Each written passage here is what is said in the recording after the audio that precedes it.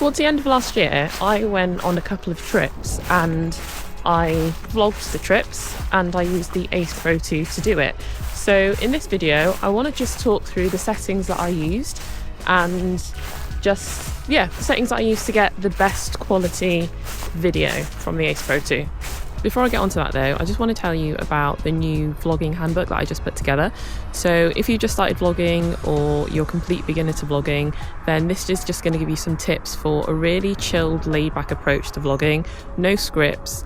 And if you're the kind of person that doesn't know what to say in the moment, this is also going to help you with that. And the other thing alongside the Vlogger's Handbook is the Vlogger's Lounge, which I just launched as well. And this is a community for vloggers who are on a similar path, on a similar journey.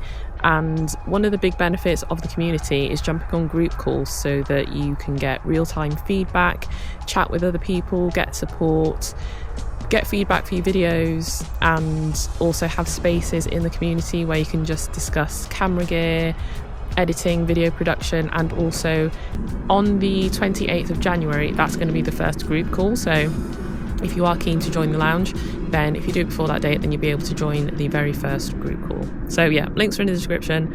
And now back to the camera settings. So when it comes to the color profiles, there are quite a few, but the one that I tend to use is the standard color profile, which is also what I'm using at the moment. I was really excited about iLog when I heard about the Ace Pro 2, but it's actually not really log, so it's really difficult to work with and the results just aren't great. So the standard color profile is the one that I go for. It's the most natural look, and also the Leica profiles are a little bit too intense. I feel like they need a little bit of work before I'd want to use them. The colours are nice, but I feel like the contrast is just a little bit too punchy and the darks are too crushed and it's just not right for me. So the standard colour profile is the best colour profile for my videos. So in terms of the resolution, I use 4K, and the 8K, I only really use that if I know that I want to zoom into the footage later on. Otherwise, I will just use clarity zoom and just zoom in on the camera at that point of time that I'm shooting.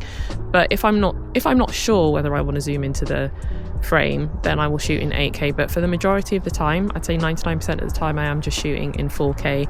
And my frame rate is set to 25 FPS because I'm in the UK and the electrical frequency is 50 Hertz, and so it just helps with the flickering. And also, when I was on the trip, I was obviously around loads of flickering lights, and I was chatting to Philip, and he mentioned that when you hold the Ace Pro 2 up towards the lights that are flickering, before you press record, just give it a second to kind of sort itself out, and then the lights will stop flickering and then you can shoot.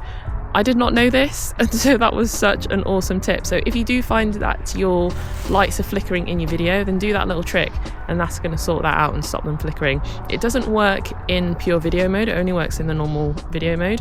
But yeah, that was just an awesome tip, so thank you, Philip. In terms of my field of view, I was shooting in the linear profile for the longest time because I didn't want to have distortion when I was walking around and doing my vlogs and doing these talking heads. And so yeah, I used linear. But the mega field of view, which is what I'm also using at the moment, so that is the field of view that I have now started using, and I pretty much just leave it in that. So most of the time I have HDR on, and I tend to definitely make sure it's on if it's an overcast day so that you can see the definition in the clouds. At the moment there are no clouds, it's just a completely blue sky. It's a lovely day today, even if it is very cold. But I have it set to HDR at the moment, and for the most part it does a really good job. The footage looks fine. Sometimes it can look a little bit strange and it can have a little bit of an unnatural look, but yeah, mostly it looks good, so I just leave it on HDR, unless I'm obviously going indoors and I'll switch it off. One of the things that I always make sure I change as soon as I get any camera is the EV meter, because most of the time a lot of the cameras will overexpose the footage, and so I tend to set my EV meter on the Ace Pro 2 to -0.3. I find that if I set it to, if it's at 0, then the highlights just get really blown out and the footage is just too bright, it's just overexposed, and sometimes my skin can look a little bit washed out. And if I set it to -0.7, then that can sometimes just look too dark and then the shadows look too black, they get crushed. So -0.3 is a good spot. And whilst I'm on the subject of skin tones, when I'm doing these kind of videos where I'm talking to the camera and I'm vlogging like this, then I have the metering set to face priority so that my skin is exposed as a priority to the rest of the scene. Whereas if I'm filming the environment, so if I'm shooting B-roll and I'm just not really bothered about any one specific person in the scene, then I change it to matrix so that the whole scene is taken into consideration when the exposure is being set. So that tends to be the best way to set the metering mode. When I first got the Ace Pro 2, I set my sharpness to low because when I set it to medium, it was too much, it looked over-processed. But then the low sharpness was too low in that the footage kind of looked a little bit soft. So when Insta360 did the firmware update, they actually adjusted the medium sharpness setting so that it wasn't so harsh. So now I have the sharpness set to medium, that's what I've got at the moment, and I think it does a good job. Low is still too low. I feel like it's just, even if you add the sharpness back in post, it's not quite the same, so I just have it on the medium sharpness setting. When it comes to white balance, I rarely take this out of manual because when I'm vlogging, I'm generally going in between scenes. So I might be going indoors and then outdoors and outdoors and indoors. So I keep my white balance to auto because if I set it to manual, then I'd have to stop recording, change it to whatever the best Kelvin value is for the scene, and then start recording again. And the white balance actually does a decent job, so I don't really have any problems just leaving it in auto. Even if I'm in a place where I'm not necessarily, the scene isn't changing, I still have it in auto. Like today I've got it in auto, I haven't changed it. But yeah, it does a good job, so I pretty much just leave it like that. When I'm filming in low light, I always switch the video mode to pure video because even if I'm going indoors and there is light but it's quite dim, pure video does a much better job than the standard video. And so if it's nighttime or you are in those situations where you still have light but it's just not bright light, then pure video does a really good job. Okay, so it's sunset, the light's dipping, so I've literally just put it into pure video. I hope it looks good, but I just rode a camel. So yeah, anytime you film in low light, I just set it to pure video mode and it does a pretty decent job.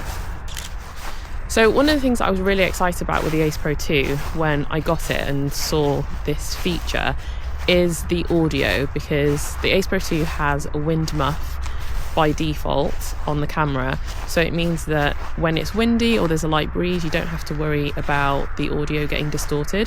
But the audio from the Ace Pro 2 is also just amazing. It's so good, and I like the fact that I don't have to bring an external mic with me. I can literally just pick up the camera, pick up my extension pole and just start filming. And so in terms of the audio settings, I tend to have it set to voice enhancement or wind reduction. If it's super windy, even though it has the wind muff on the camera, it still picks up some of that wind.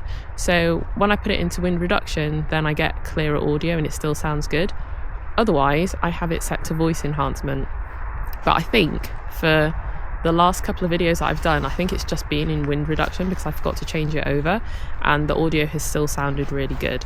So I don't tend to use stereo unless I know for sure that I'm just going to be filming loads of B-roll and filming the environment, because I would probably forget to change it out of stereo to be back in voice enhancement or wind reduction. So if I'm just going out and I know that I'm just going to film loads of B-roll, I'm not really bothered about talking to the camera, then I will set it to stereo so that I get that ambient sound of the environment. But otherwise, yeah, wind reduction or voice enhancement is going to give you good audio, and I think at the moment it is on wind reduction, so you can hear what that sounds like. So those are my settings, they're what I'm going to continue to use. As I said, I've dropped a link in the description to the Beginner's Vlogging Handbook and also the Vloggers Lounge, and the first call is on January 28th if you want to join before then.